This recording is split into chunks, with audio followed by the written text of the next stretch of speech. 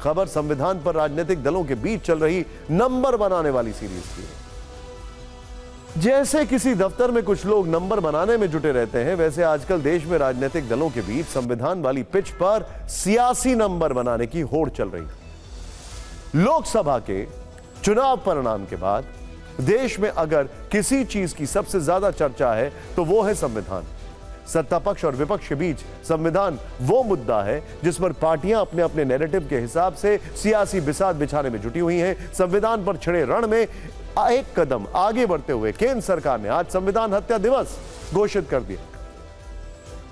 इसे मनाने की तारीख वही होगी 25 जून 1975, जब तत्कालीन इंदिरा गांधी सरकार ने देश में आपातकाल लागू किया था। गृह मंत्री अमित शाह ने सोशल मीडिया पर पोस्ट लिखकर इसकी जानकारी दी। सरकार ने इसका गैजेट नोटिफिकेशन भी जारी कर दिया।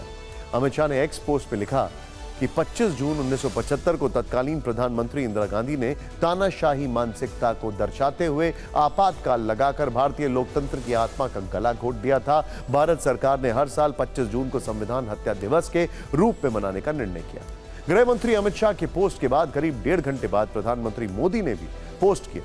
गृह मंत्री के पोस्ट को शेयर करते हुए उन्होंने लिखा, संविधान हत्या दिवस देशवासियों को याद दिलाएगा कि संविधान को कुचले जाने के बाद देश को किन परिस्थितियों से गुजरना पड़ा था। देश कांग्रेस के इस दमनकारी कदम को भारतीय इतिहास के काले अध्याय के रूप में हमेशा याद रखेगा। संविधान हत्या दिवस वाले ऐलान ने बारिश के मौसम में दिल्ली के सियासी गलियारों का तापमान बढ़ा दिया। बीजेपी कांग्रेस को आपातकाल का दंशाद दिला रही है तो विपक्ष ने इसे केंद्र सरकार का हेडलाइन स्टंट बता दिया।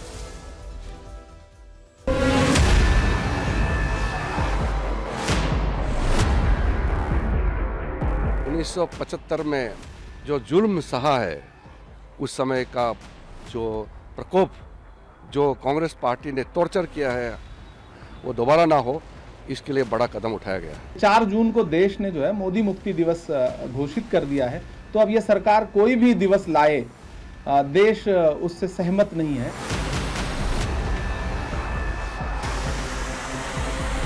आज तो देश में सबसे ज्यादा इमरजेंसी तो मोदी जी का टाइम नहीं हो रहा है।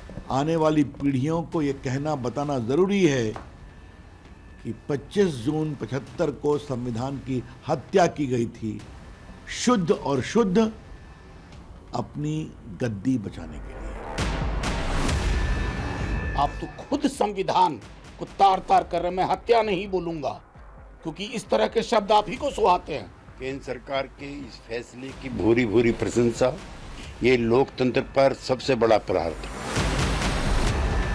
अगर कांग्रेस को 25 जून 1975 के लिए इमरजेंसी के लिए माफ़ नहीं किया जा सकता, तो वर्तमान हालात के लिए भारतीय जनता पार्टी की सरकार को भी माफ़ नहीं किया जा सकता।